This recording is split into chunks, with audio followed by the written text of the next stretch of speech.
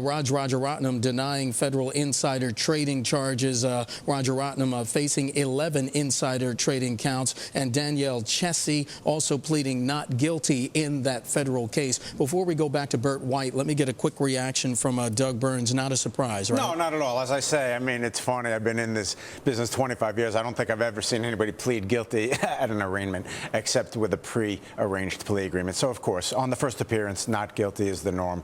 And, of course, we'll see what the bail was, you know, whether it's been changed or remained the same. Okay, we'll get back to Doug in just a minute. Rajaratnam denying the federal insider trading charges. Doug, we should stay with you. Is that what I'm being told? Okay. Sure. Doug, after this, as we mentioned before, now it's just a question of when we get more headlines, the government, is it unusual for the government to seek an increase in bail?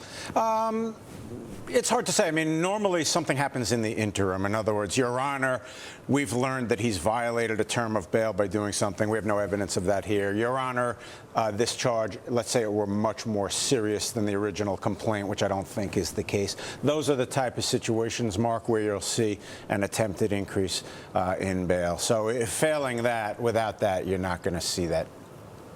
Talk to me about what happens next with regulations and crackdowns concerning insider trading. Well, yeah, that's a good question. The reason a good question is they have a lot of cooperators in this case. And when somebody cooperates, there are sort of three increasing steps. Step one is, Mr. or Mrs. Defendant, tell me about your role in the case, et cetera, an admission and so on, to finalize their pleading guilty. Step two, tell me about the other defendants, the main defendants, Rajaratnam, and the others, and they'll be debriefed about that and be witnesses at trial. But then comes round three, your point.